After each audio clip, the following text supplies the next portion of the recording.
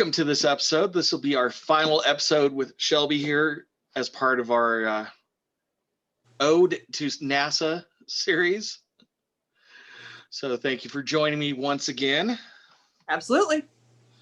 For our final feature, we are going to be watching or talking about Apollo 13, which also was based on Lost Moon by Jim Lovell himself. So let's go ahead and just jump into our trailer.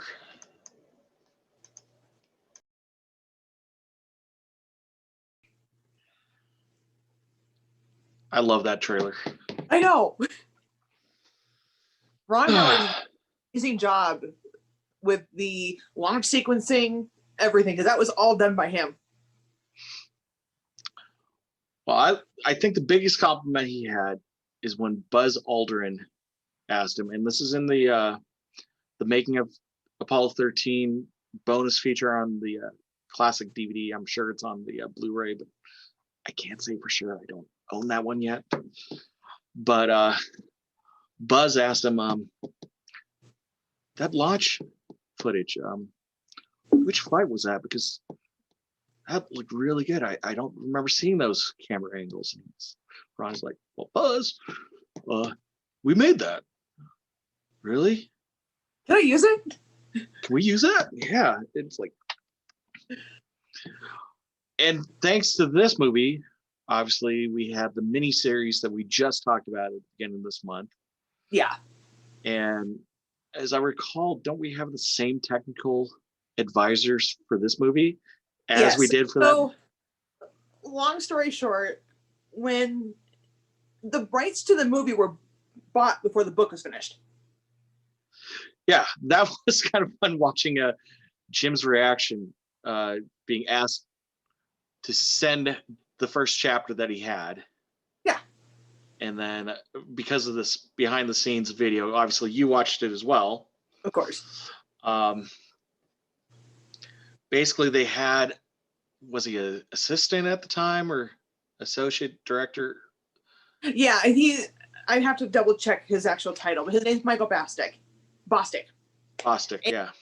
His dad was a flight dynamics officer in the trench in the Mocha during the Apollo years. His dad's name is Jerry. Wonderful man. Met him at Space Fest. We could have listened to him tell stories for hours. But when Michael came to him and said, Dad, we want to do a movie about Apollo 13.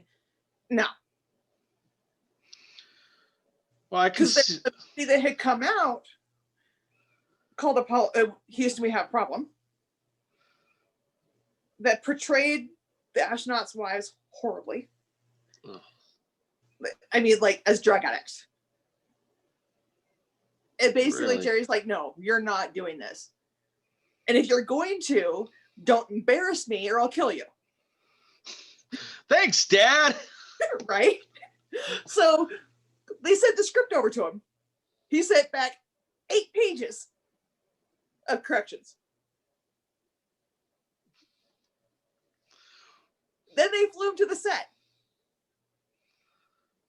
He's walking around the control room set, walks out the door in front, hangs a right.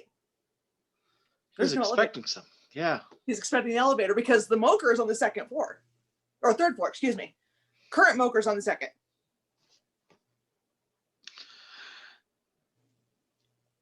Yeah. In fact, NASA actually offered the original mission control for Ron to actually use, but he opted to build his own. I think in part so he could actually bring in that super crane camera system. Yeah.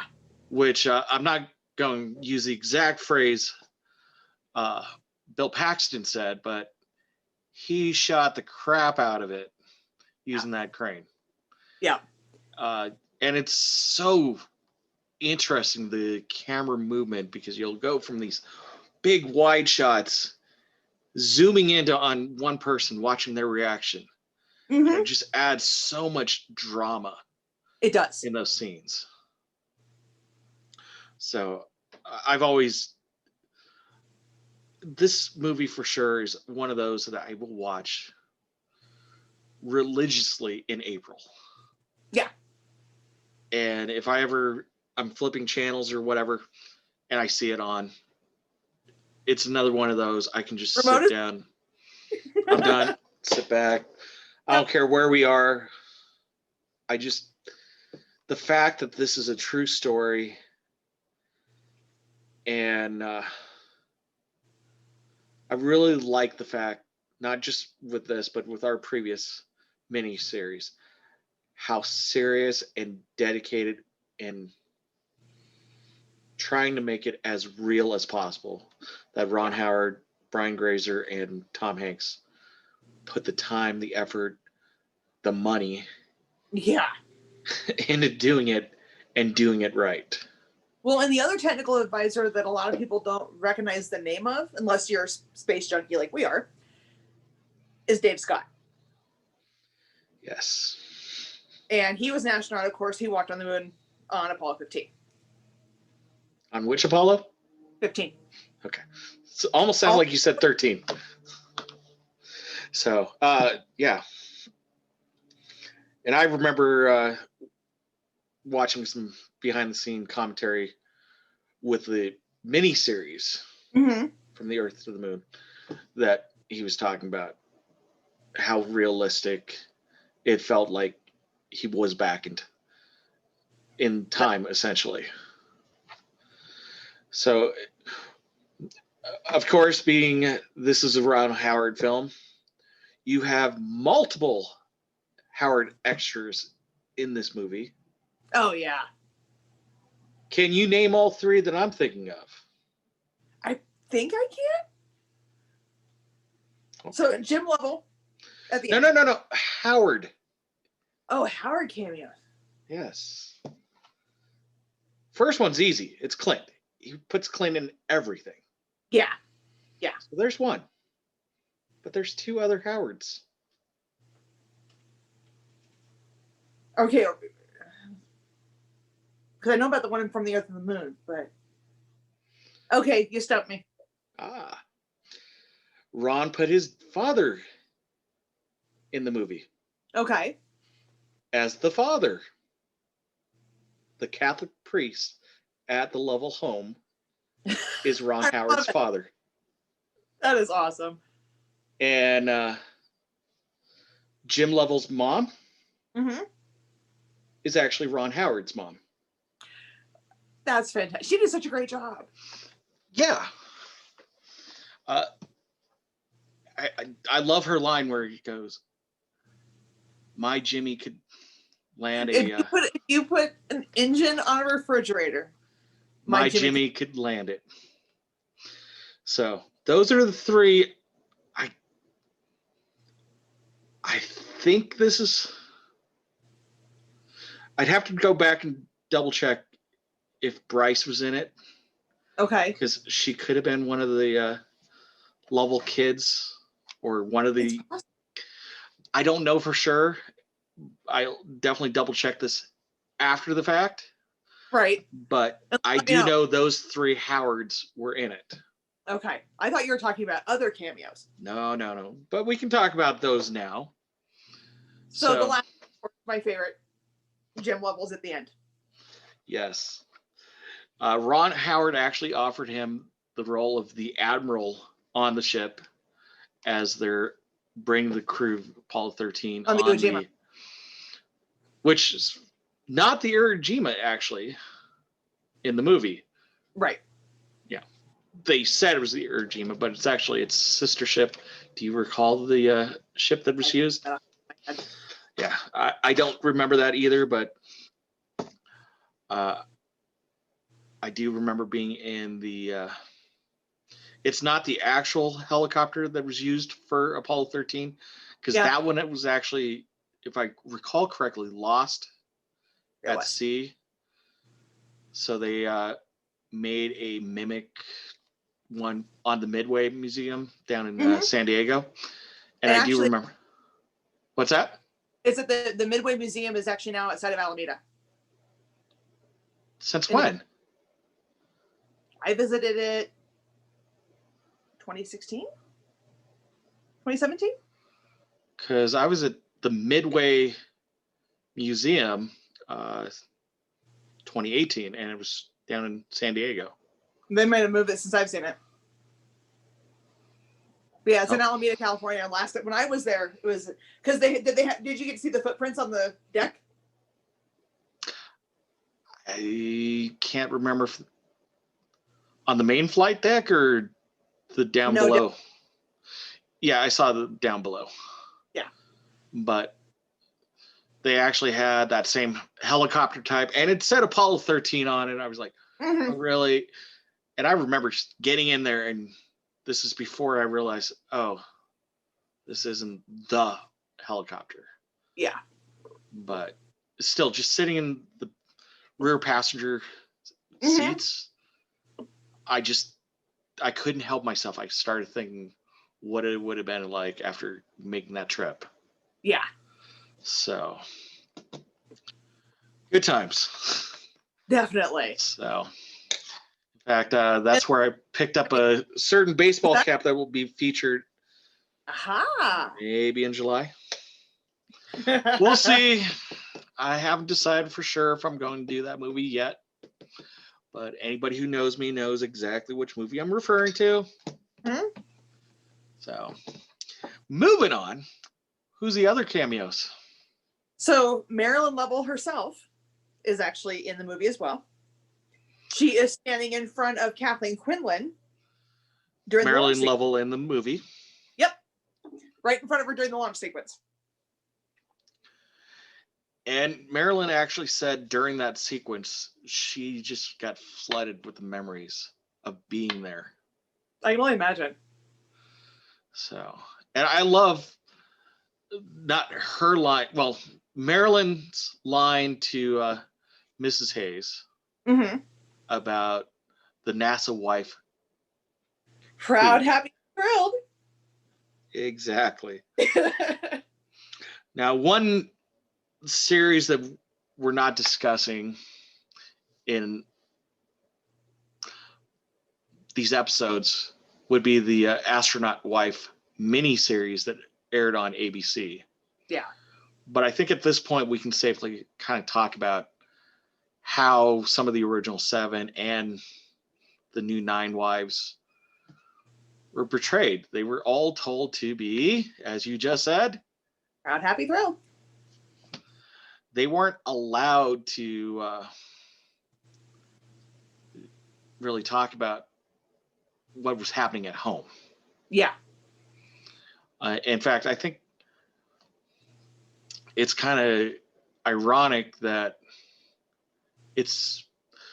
I know the entire crew of 8, which Jim Lovell was part of, is one of the few crews that are still married to the same wives as they were back then. Yep, exactly. And I can't remember how much we went in detail right now on the new Astronaut Wives episode on the From the Earth to the Moon. Oh, but because at this point I'm still in the process of editing that one, so some of what we talked about may have gotten cut. Sure. So I think the thing I liked about that is the portrayal of Sue Borman and her struggles being married to Frank. And I mean, they live here in Montana. I know. It's like, and it's like, I know that he's still so devoted to her. Oh, the other one that's still married to his same wife, Charlie Duke. There we go. And I knew there wasn't many. Yeah, and I actually at Space Fest got to hear him call her on the phone. And he still speaks to her like they are young and madly in love with each other. That's so touching to hear, especially nowadays.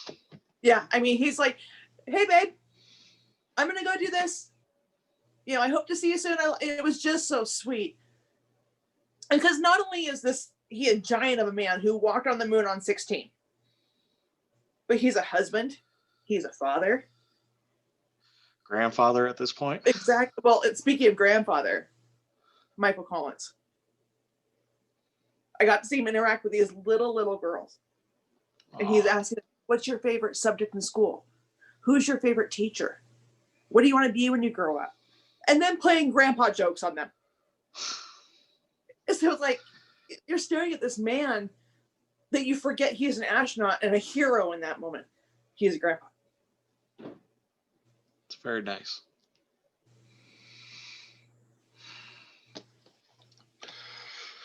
Oh. And the final cameo. Okay. The man himself. This is the one I didn't realize, and I swear I'm going to go back and rewatch this now just to jump to the scene. But go ahead. Tell me who I missed. Eugene Kranz. He's in the viewing room right for splashdown. And since we're now talking about Gene, we should point out that we have the great Ed Harris in his second historical role, in my opinion. Yeah. Instead of playing John Glenn, he's now playing Gene Kranz. And two mountains of men. If you look at those pictures of Gene back in the day and the way Ed portrayed him is... Well, funny about that, Ed, so at the end where he's, and he stands up and during right after splashdown, he actually based that off of an interview that Gene had done where Gene got choked up. Oh, wow. So he kind of ad-labbed that. I'm glad that got kept in the film because oh yeah, it felt so genuine. Mm-hmm.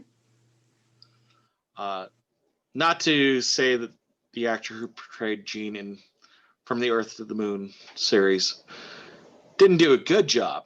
Mm-hmm. And off the top of my head, I can't remember him, but if you know the movie or the series Frasier, believe it or not, it was Mad Dog. Wait, what? You know the series Frasier? Yeah. Mad Dog, the kind of comedic radio DJ that would follow Frasier. Uh-huh. That's the same guy who plays Gene in From the Earth to the Moon. I never figured that out.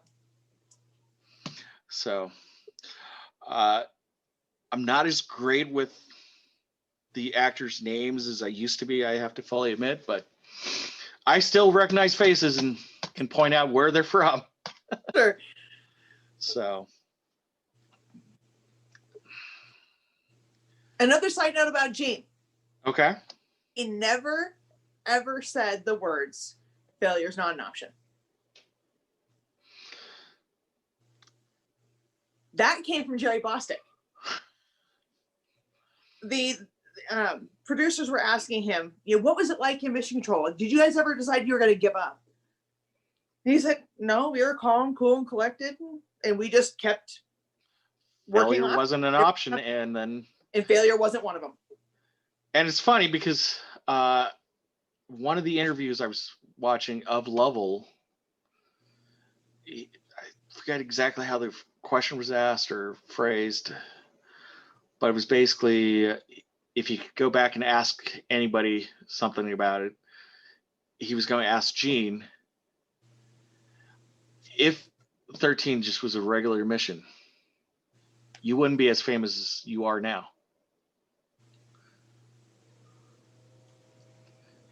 I see. I can't disagree with you on that. Gene was the flight director during the landing on 11. Right, but what is Gene's book titled? Failure's not an option. And if it wasn't for 13's mission, which then caused us to have this movie. True. So I think that's where Jim's coming from. True, I agree. If it was a regular mission, yeah, he probably would have been famous, but he wouldn't be as famous as he is right now, especially among NASA geeks like us. Yeah. Now, I'm pretty sure the regular American audience that will be watching us talk about this are going to be like, why are they talking about that flight director so much? But, you know, the way he was portrayed, he portrayed more than just what he did. It was the whole team effort. Oh my gosh, He yes. was the main flight director for that mission, Mhm. but there are the night crew. Jerry Griffith, Yeah, Glenn Lunny. exactly. So, which Jerry Griffin was the flight director during 12. He was like, I'm going to be the first guy who has to call on the board. that was his first one. It was. And of course, we can't talk about 12 without talking about John Aaron. Which, fortunately, had a big role in 13 as well. Mm-hmm.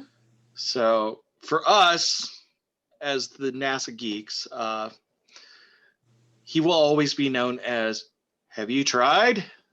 SCE Docs. And what the hell is that? Yeah. Gotta love Pete.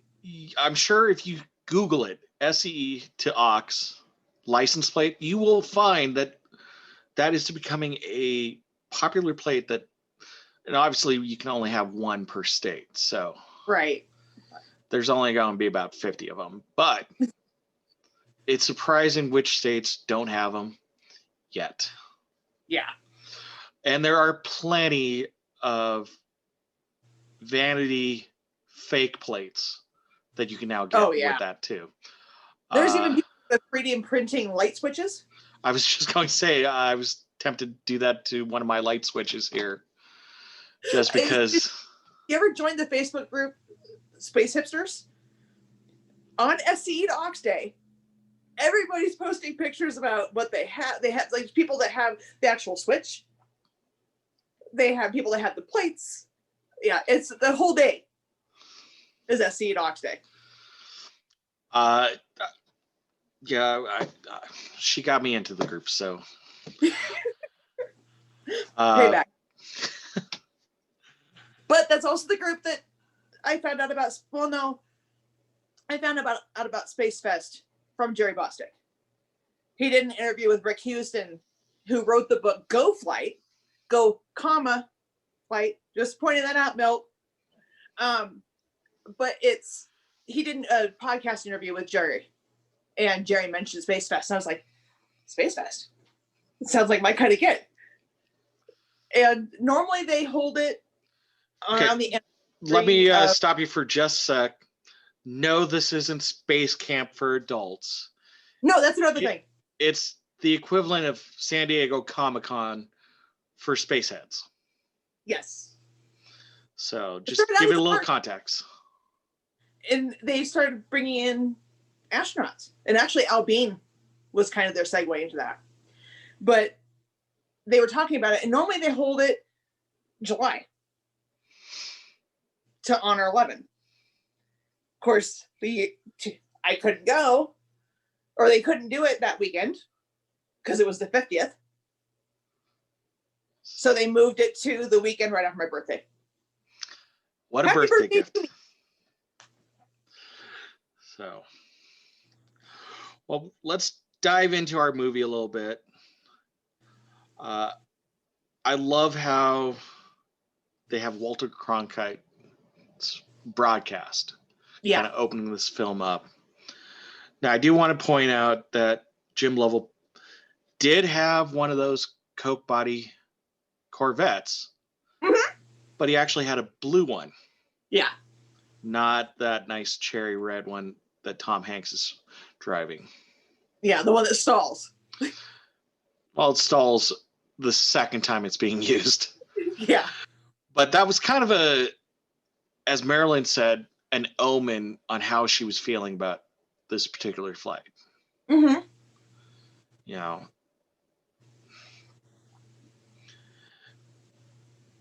was it the perfect flight, or was it a complete mess? I think it was the perfect storm. I'm kind of leaning to agree with you there. It showed NASA at its best. Oh yeah. Work the problem. Don't make it any worse. Failure's not an option. I really love that line that Ed makes in the movie. We've not lost an American astronaut in space, and we're not going to lose one on my watch. Yeah. So I think that was just fantastic. But I did find that when I rewatched it for this podcast, I did it with the Jim and Marilyn Lovell commentary on to get their perspective and just hear how accurate and what was changed. Now, for Jim's point of view, the party that we kind of opened the movie up with for the 11 landing, that didn't actually happen. No, it didn't. Jim was at mission control watching it. I'm assuming it behind the glass up in the visitor center. Or plugged into a console. It's very possible because he was the commander of the backup crew. Yeah. So now I do think anybody who did watch our From the Earth to the Moon episode will hopefully recognize the same actor who played Frank Borman, now playing Pete Conrad. Yeah. So I wonder how they went from having supposed to be portraying somebody with a really big head that had to have a custom helmet made to the shortest man in the astronaut crew.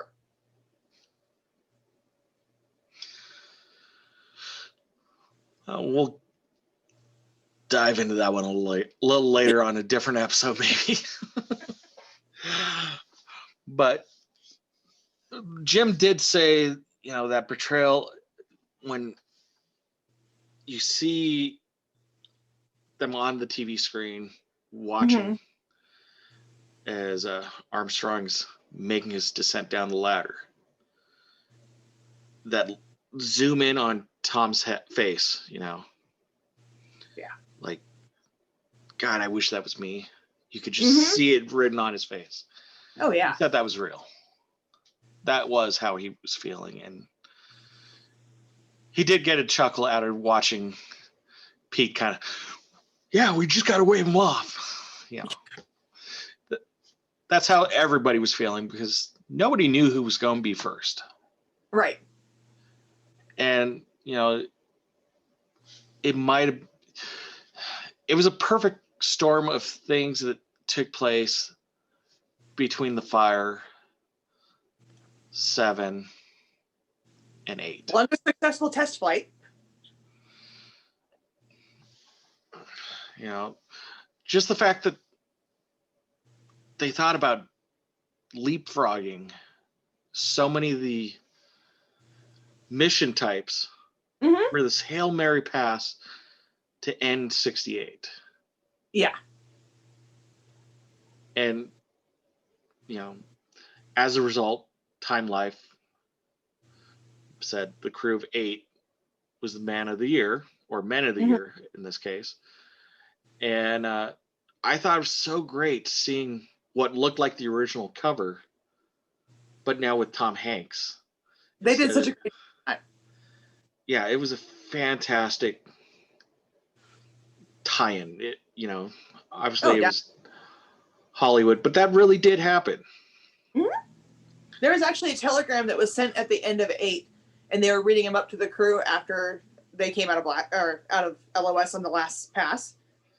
Thank you for saving 68. Congratulations, you saved 1968. Yeah.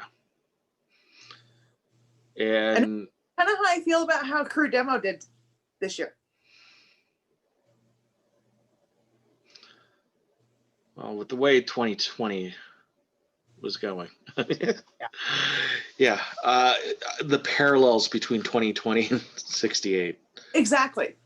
And then, I watched Crew Dragon take off, and it was like, I imagine this is what it felt like in 68. Yeah, but on a side note, what is up with those uniforms or flight suits?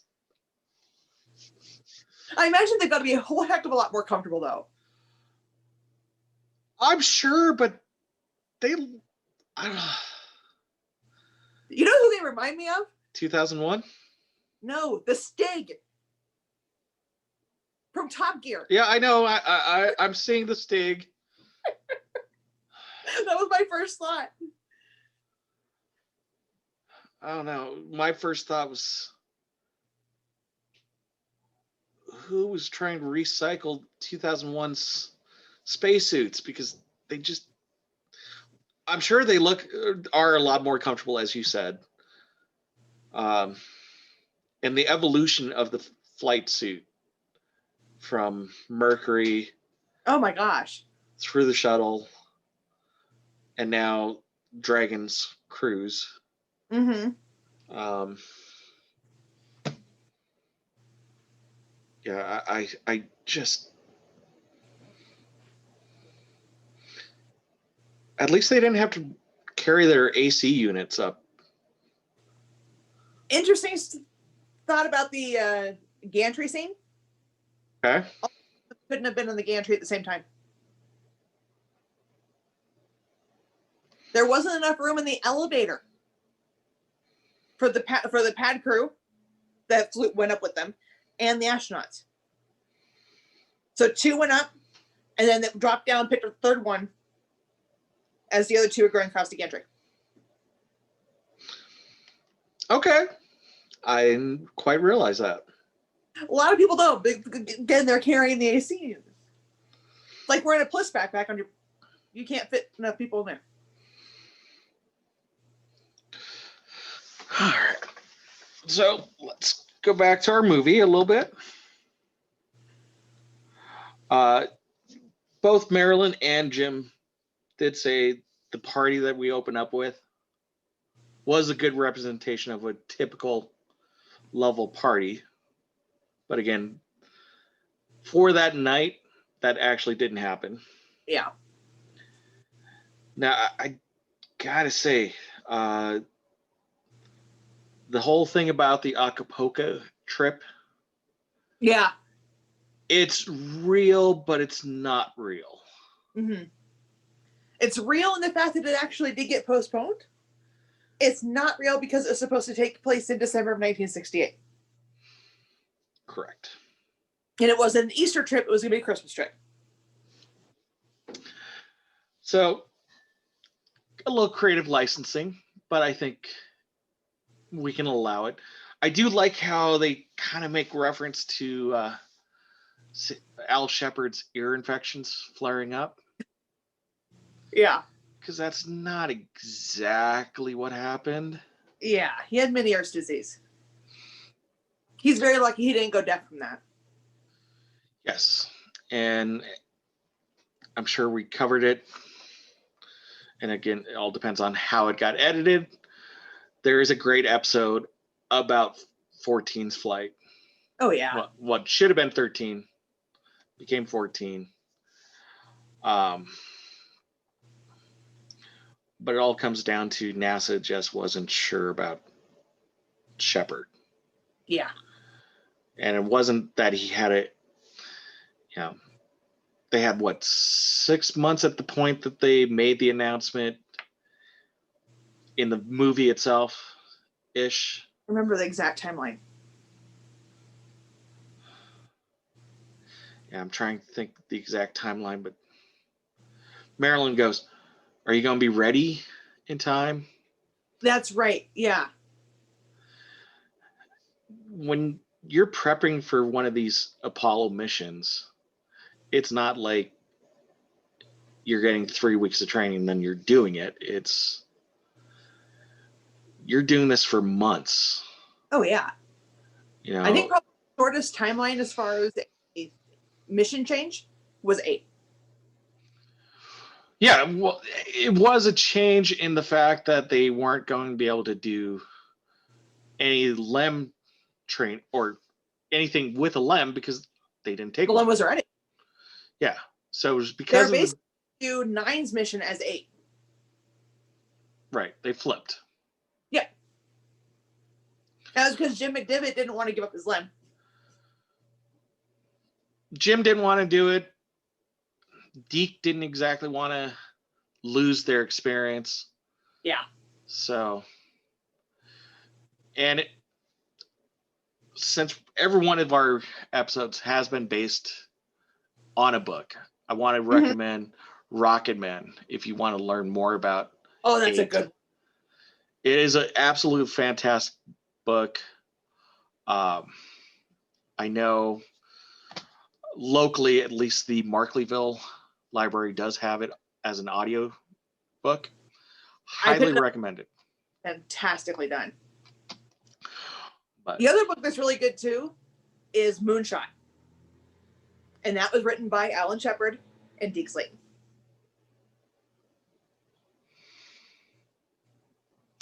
And Jay Barbary, I think.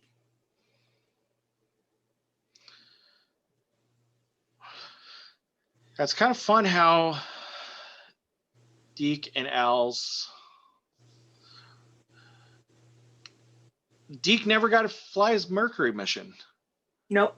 But he did eventually get an Apollo mission.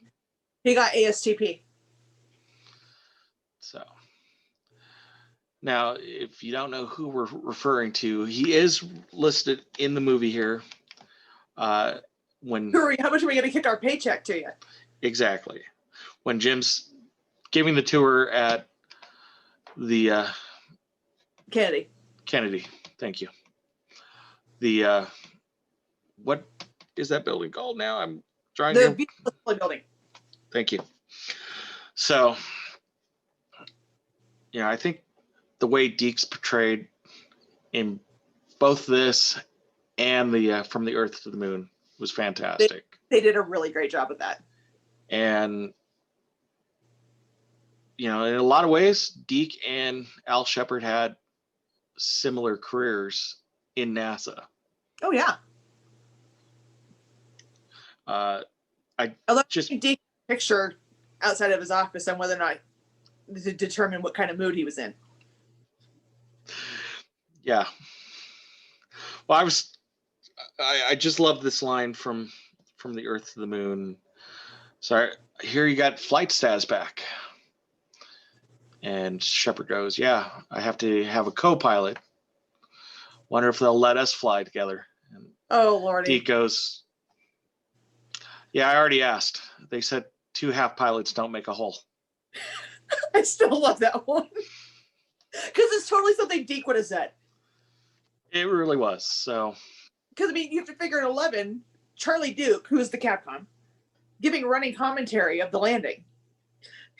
Deke's right next to him, elbows him, says, "Shut up, Charlie, let him land." So, as we're progressing in our movie, we have a kind of nightmarish scene play out in the flight. And it's Marilyn who's having this nightmare. Mm-hmm. Now, what I think is really fun, I could see why she was having that nightmare. Oh, yeah.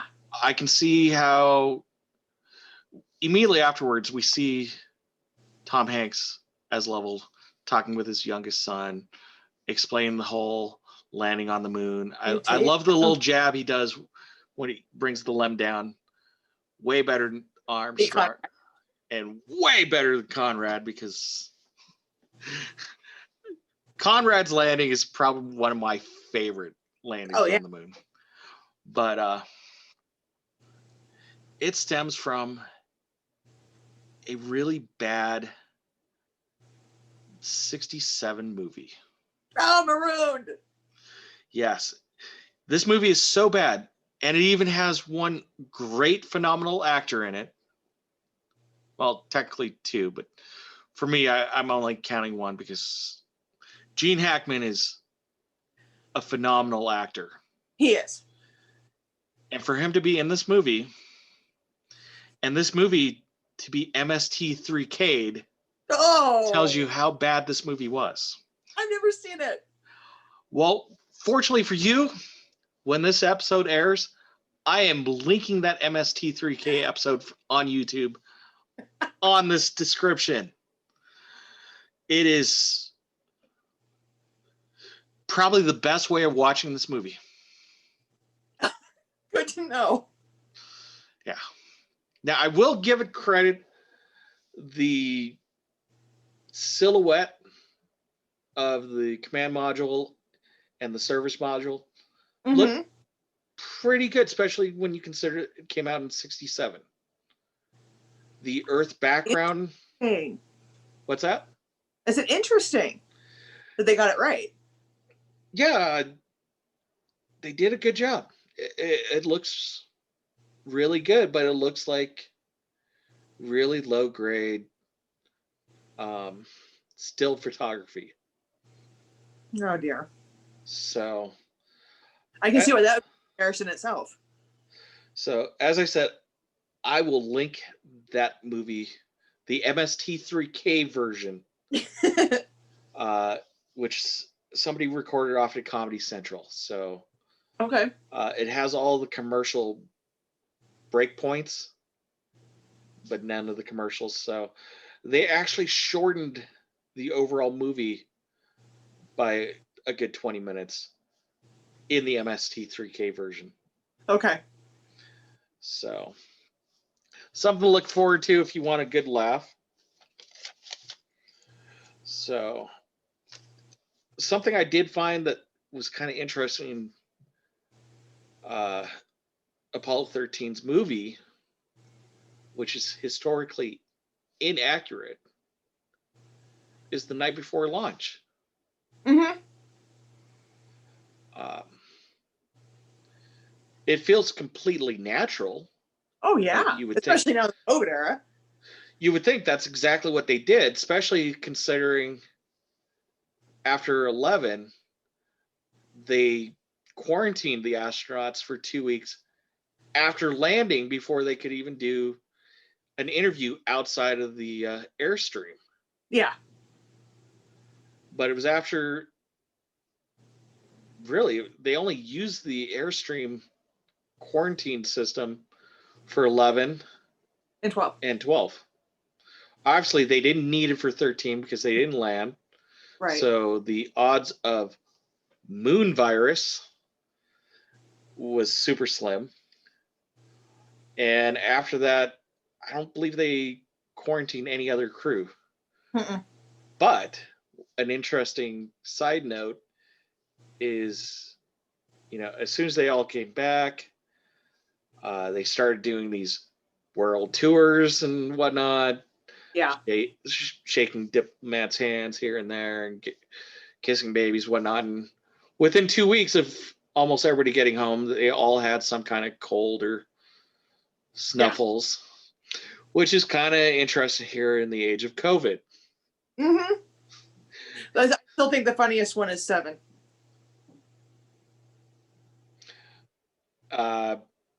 Post-launch or pre-launch? Mid-flight. So again, perk to going to Space Fest. You find out interesting stories about what actually happened to cause the commander of 7, Wally Schirra, to get a cold. Their nurse, Dee O'Hara, tried to give them meds to fend off a cold. He wouldn't take them. Interesting. Mm-hmm. They were out too late the night before, or a couple nights before. Walt and Don Isley took the meds that she gave them. They didn't get sick. Well, it is cold in space, and that is part of the reason they do the, as they call it, the barbecue roll. Yep. Which I thought they did a great job kind of portraying it without even really bring huge light to in this movie. Yeah.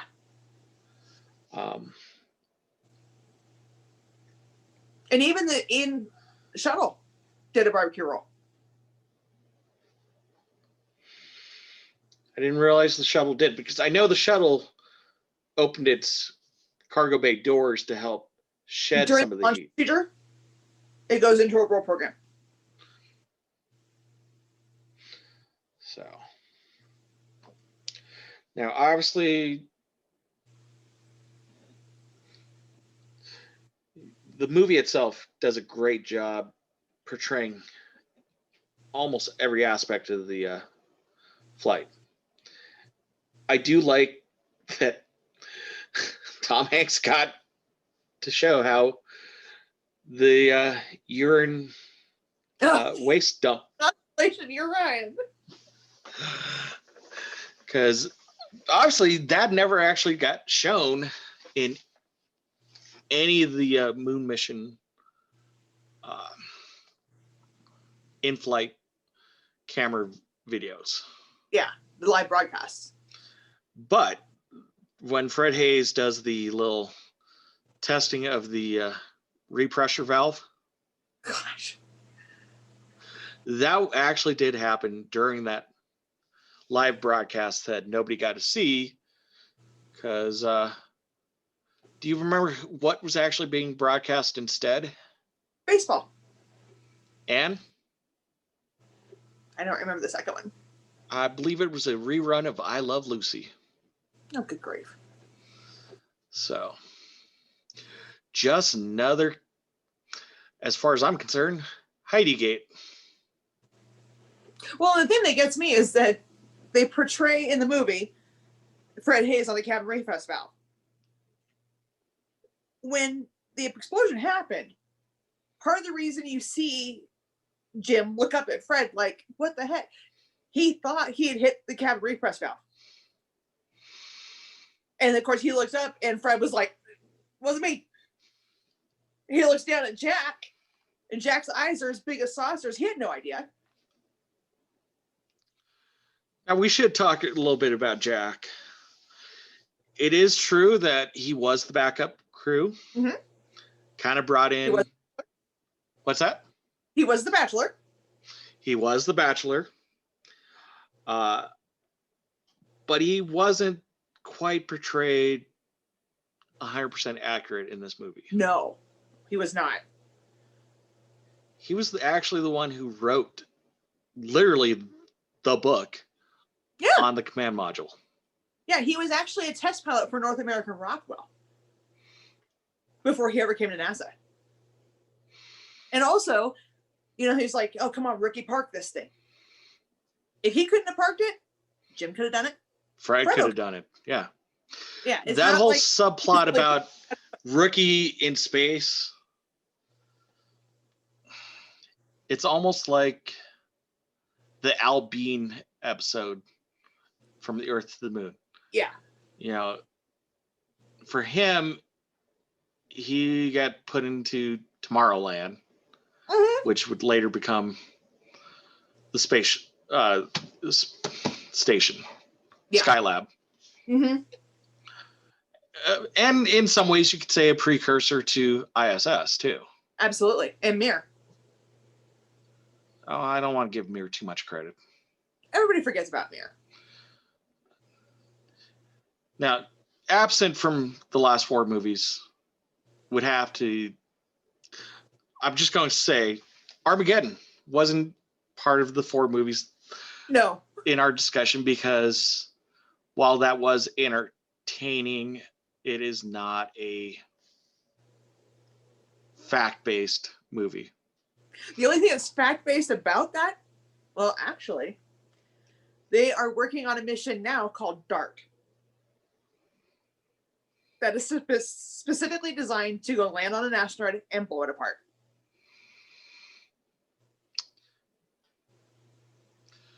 I don't want to go down Armageddon too much because I'm sure I will do it at a future date. Yeah, and Dave Scott did operate as a technical advisor for that movie.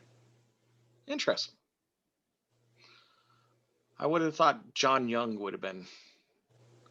He would have been a good one too. Yeah. Or Joe Kerwin. Obviously, we're making names up right now that you have no idea who we're talking about, so we'll move on. But it is quite interesting that it was the stirring of the cryo tanks that causes. And I was watching an interview with Lovell after the fact. I think it was actually with Matt Lauer of all people. Okay. So it was a couple of years ago when he did this interview, but when they were apparently testing that tank out, nobody realized it at the time, but it had welded that opening open or melted all the safety guards. Yeah, it was actually the tank that was supposed to go on 9, and it got dropped. And then when they were doing the pad test and filled it up, they used to burn off all the oxygen, and it welded open. So when they refilled it for the launch of 13, at that point, that thing literally became a ticking time bomb. And you have to figure the approved leakage rate for those tanks would mean you would lose, I think it's something like 1/10 of a liter every 30 years. So it's not like they leak. Right. It still blows my mind think about it at this point, especially with the new missions being created at NASA right now as part of the Artemis program. Yeah. Now, the Orion capsule is really cool looking. Now, I'm sure you know, but can you share why the new missions are called the Artemis missions? I actually don't remember. Oh, okay. I'll take this opportunity. So in Greek mythology, where we've gotten basically all of our missions or series, if you will, Mercury, Gemini, Apollo. Yeah. Apollo had a sister, Artemis. I like it. And part of this Artemis mission is they are planning the first woman on the moon. By 2024. So it will happen in our lifetime. I'm hoping. Yeah. Don't get me wrong. If this actually happens, I will finally give some credit to Donald Trump for starting something good in his presidency. It means that whoever that woman's going to be is going to join the ranks of Sally Ride and Mae Jemison.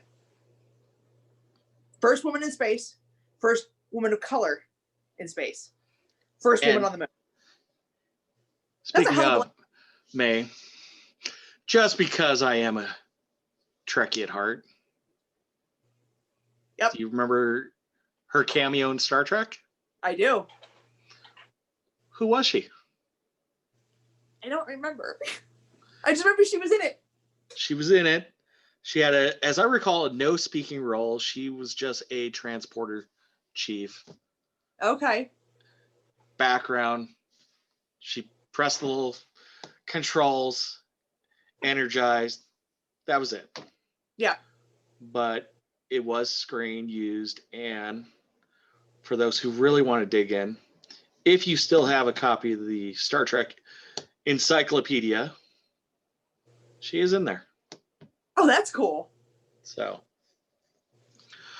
if I would have thought about actually going into that in this episode, I would have actually had my copy out so I could share it, but who knows, maybe I'll take a snap and put it over this as we're editing. There we go.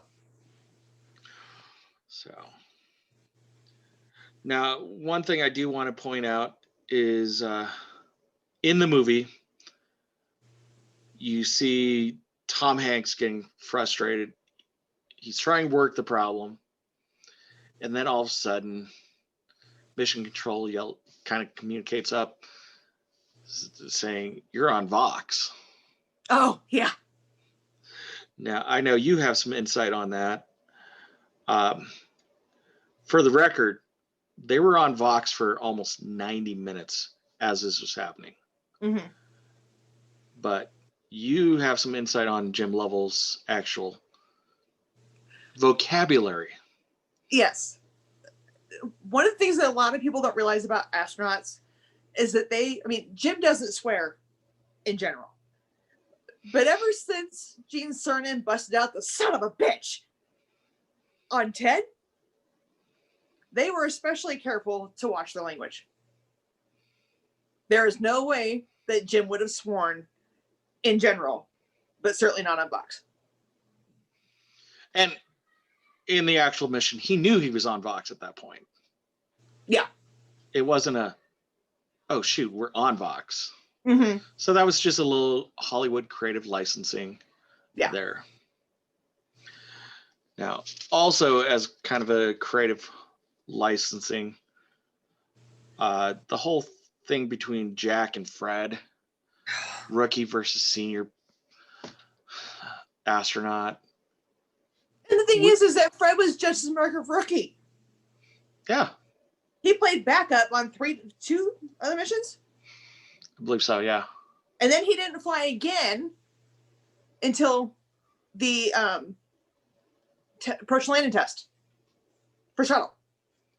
So they were equally rookies. Yeah. I know we were talking about this earlier. That final scene where you see Gene almost collapse at his console and just the relief and then standing up. That was actually partially ad-libbed by Ed Harris. Mm-hmm. And you know the story behind it. So yeah, he had watched an interview with Gene. And Gene got choked up. And he, put his fingers to his eyes. You can see him take that breath, take that, okay, we got this. And Ed basically copied that. So, overall, they did such a great job with this movie. Try and keep it as accurate as possible. Mm-hmm. I kind of think of the words of Jerry Bruckheimer at this point with what he was saying about Top Gun 2 Maverick, that for them, Top Gun 2 is kind of a love letter to aviation. Mm-hmm. And I really think Apollo 13 was a love letter to the Apollo age of NASA. I think it's a little more accurate from everybody's point of view, although they ad-libbed a few things or made certain people say things that they didn't actually say, but others around them said. Yeah. But overall, I would give this a solid 95% accuracy. Easily. Unlike the second film we did in this series, The Right Stuff, which was accurate. I'm not saying it wasn't accurate, but it wasn't as accurate. I would say it was more 90% accurate. There were some, not really liberties. It was more of a perspective, which was different. And one little side note: if you're interested in The Right Stuff, interested in Apollo 13, if you go to the Cosmosphere in Kansas, Hutchinson, Kansas, Liberty Bell 7 is there. The Bell X1 that was used in the movie The Right Stuff is there. And so is Odyssey. Nice. Dare you to walk in that room where she's at and not cry.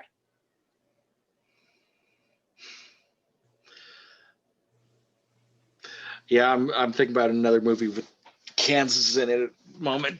So don't get the monkeys. Not that one. Oh.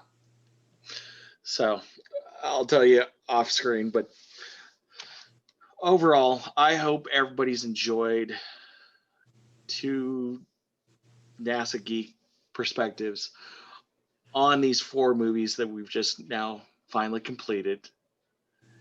Shelby, I can't thank you enough. It has been fun going through these 4 films with you. This has been a blast, literally. No pun intended. All right. Well, again, thank you for joining us, and we'll see you on the next one. Have a great day, everybody.